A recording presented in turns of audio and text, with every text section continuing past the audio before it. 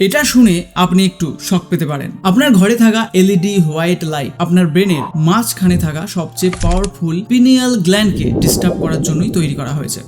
শুনে নিশ্চয়ই খারাপ লাগছে। সময়টা 1989। প্রথমবার নিউ ইয়র্ক টাইমসের ফ্রন্ট পেজে সায়েন্টিস্টরা জানতে পারেন যে হোয়াইট লাইট মানুষের সার্কেডিয়াম রিদম ও স্লিপ প্যাটার্নে ডিস্টার্ব করে। এরপর 2012 সালে আমেরিকাতে একটি বড় রিপোর্ট পাবলিশ হয়, যেখানে বলা হয়েছিল যদি কোনো ব্যক্তি 5 ঘন্টা এই ধরনের লাইটে বসে থাকে তাহলে তার ঘুম নাও আসতে পারে, কারণ তার পিনাইল গ্ল্যান্ড ঠিকভাবে মেলাটোনিন সিক্রেশন করতে পারে না। পরে আবার 2012 সালেই ভারতে ইন্ডিয়ান এক্সপ্রেসে এই রিপোর্ট প্রকাশ করা হয়, সেখানে বলা হয় এই হোয়াইট লাইট ধীরে ধীরে পিনাইল গ্ল্যান্ডকে ছোট করতে পারে, ফলে এক সময় কনসেন্ট্রেশনের সমস্যা হতে পারে। আপনি খেয়াল করবেন আপনার আশেপাশের অনেক মানুষ বলে রাতে ঘুম আসে না, পড়তে বসলে মাথা ব্যথা করে, ঘুমালেও মাঝ রাতে উঠে যায়, ডিপ স্লিপ যেন কোথায় হারিয়ে গেছে। এখন যদি আমরা টেকনোলজি সরিয়ে নেচারের দিকে তাকাই তাহলে দেখব সূর্যের রং হলুদ সাদা নয়, আগুনের রঙও হলুদ সাদা নয়, এমনকি আপনার ফোনেও আই শিল্ড বা নাইট মোড অপশন থাকতে পারে, যেটা অন করলে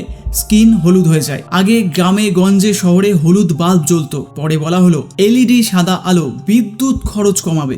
আমি জানি না এতে আপনার ইলেকট্রিক বিল কতটা কমেছে, কিন্তু আমি নিশ্চিত আপনার রাতের ঘুম কিছুটা হলেও কমেছে। আজকের সময়ে আপনার ঘর এমনকি গাড়িতেও যে এলইডি লাইট ব্যবহার হয় তা মেল ও ফিমেলের রিপ্রোডাক্টিভ হরমোনকেও ডিস্টার্ব করতে পারে। এখন সলিউশন কি?